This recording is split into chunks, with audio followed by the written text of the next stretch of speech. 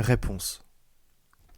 Il était une fois un mari et sa femme qui avaient depuis longtemps désiré avoir un enfant, quand enfin la femme fut dans l'espérance et pensa que le bon Dieu avait bien voulu accomplir son vœu le plus cher. Sur le derrière de leur maison, ils avaient une petite fenêtre qui donnait sur un magnifique jardin où poussaient les plantes et les fleurs les plus belles. Mais ils étaient entourés d'un haut mur, et nul n'osait s'aventurer à l'intérieur parce qu'il appartenait à une sorcière douée d'un grand pouvoir et que tout le monde craignait. Un jour donc, que la femme se tenait à cette fenêtre et admirait le jardin en dessous, elle vit un parterre planté de superbes réponses, avec des rosettes de feuilles si vertes et si luisantes, si fraîches et si appétissantes, que l'eau lui en vint à la bouche et qu'elle rêva d'en manger une bonne salade. Cette envie qu'elle en avait ne faisait que croître et grandir de jour en jour, mais comme elle savait aussi qu'elle ne pourrait pas en avoir, elle tomba en mélancolie et commença à dépérir, maigrissant et pâlissant toujours plus. En la voyant si bas, son mari s'inquiéta et lui demanda : « Mais que t'arrive-t-il donc, ma chère femme ? » ?»« Oh » lui répondit-elle, « je vais mourir si je ne peux pas manger des réponses du jardin de derrière chez nous. » Le mari aimait fort sa femme et pensa : plutôt que de la laisser mourir, je lui apporterai de ses réponses, quoi qu'il puisse m'en coûter. Le jour même, après le crépuscule, il escalada le mur du jardin de la sorcière, y prit en toute hâte une pleine main de réponses qu'il apporta à sa femme. La femme s'en prépara immédiatement une salade qu'elle mangea avec une grande avidité. Mais c'était si bon, et cela lui avait tellement plu que le lendemain, au lieu que son envie fût satisfaite, elle avait triplé. Et pour la calmer, il fallut absolument que son mari retournât encore une fois dans le jardin. Au crépuscule donc, il fit comme la veille. Mais quand il sauta du mur dans le jardin, il se figea d'effroi, car la sorcière était devant lui. « Quelle audace de t'introduire dans mon jardin comme un voleur !» lui dit-elle avec un regard furibond, « et de venir voler mes réponses. Tu vas voir ce qu'il va t'en coûter. »« Oh » supplia-t-il, « ne voulez-vous pas user de clémence et préférer miséricorde à justice ? Si je l'ai fait, si je me suis décidé à le faire, c'est que j'étais forcé. Ma femme a vu vos réponses par notre petite fenêtre, et elle a été prise d'une telle envie d'en manger qu'elle serait morte si elle n'en avait pas eu. » La sorcière fit taire sa fureur et lui dit : « Si c'est comme tu le prétends, je veux bien te permettre d'emporter autant de réponses que tu voudras, mais à une condition, c'est que tu me donnes l'enfant que tu vas mettre au monde. Tout ira bien pour lui, et j'en prendrai soin comme une mère. » Le mari, dans sa terreur, accepta tout sans discuter. Quelques semaines plus tard, quand sa femme accoucha, la sorcière arriva aussitôt, donna à l'enfant le nom de Réponse et l'emporta avec elle. Réponse était une fillette, et la plus belle qu'il fût sous le soleil.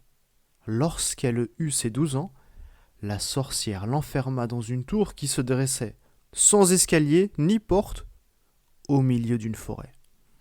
Et comme la tour n'avait pas d'autre ouverture qu'une minuscule fenêtre tout en haut, quand la sorcière voulait y entrer, elle appela sous la fenêtre et criait : « Réponse, réponse ! Descends-moi tes cheveux. Réponse avait de longs et merveilleux cheveux qu'on eût dit de fil d'or. En entendant la voix de la sorcière, elle défaisait sa coiffure, attachait le haut de ses nattes à un crochet de la fenêtre et les laissait se dérouler jusqu'en bas, à 20 zones au-dessous, si bien que la sorcière pouvait se hisser et entrer.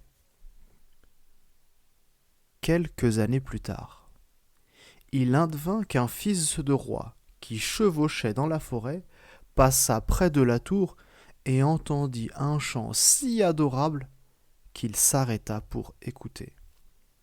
C'était Réponse, qui se distrayait de sa solitude en laissant filer sa délicieuse voix.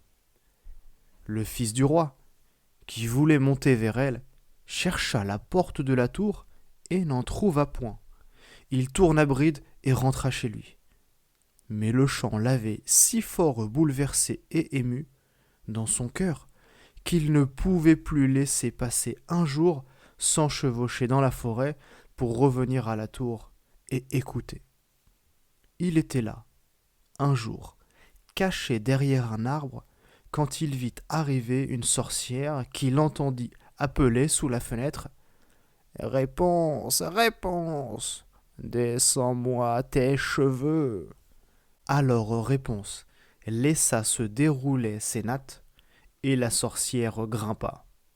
« Si c'est là l'escalier par lequel on monte, je veux aussi tenter ma chance, » se dit-il.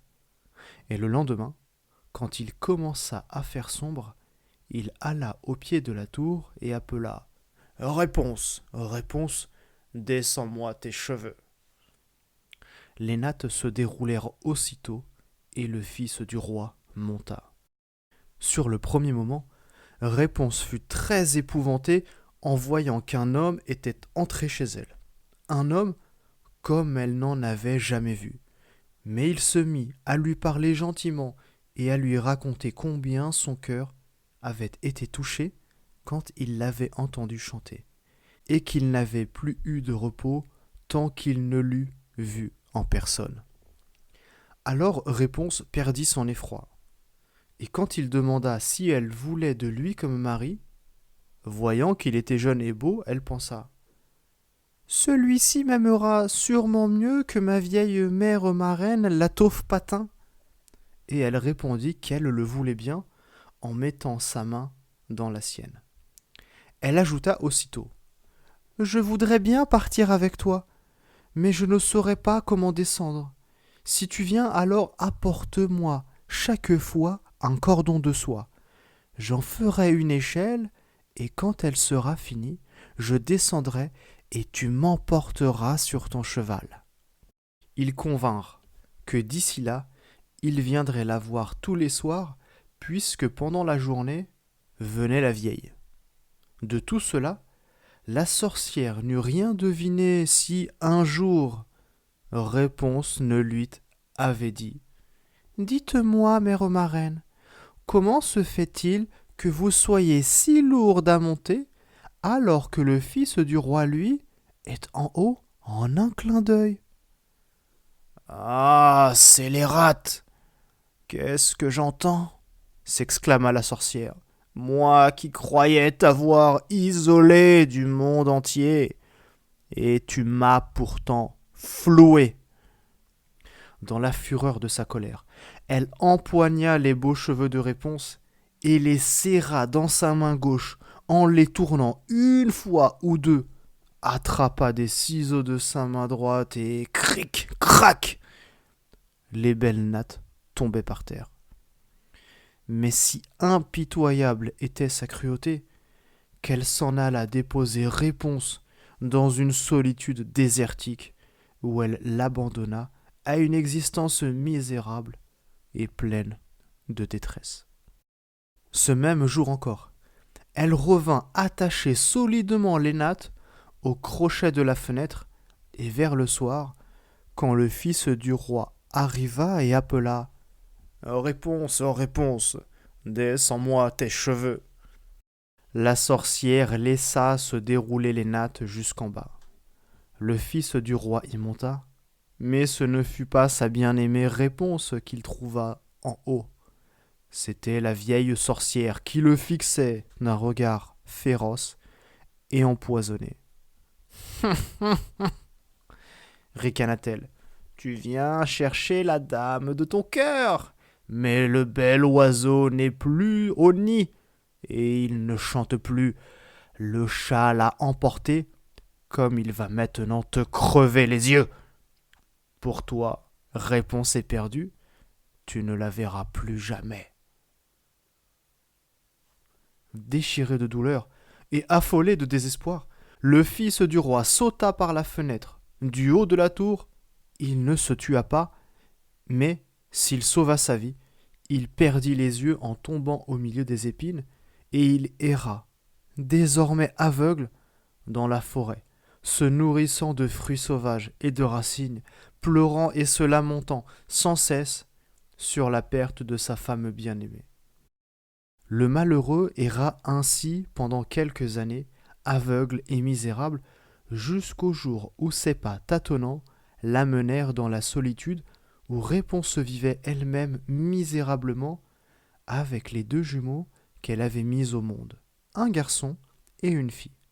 Il avait entendu une voix qui lui sembla connaître, et tout en tâtonnant, il s'avançait vers elle. Réponse le reconnut alors et lui sauta au cou en pleurant. 2 de ses larmes ayant touché ses yeux, le fils du roi recouvra complètement la vue, et il ramena sa bien-aimée dans son royaume, où ils furent accueillis avec des transports de joie, et vécurent heureux désormais pendant de longues années de bonheur. Fin.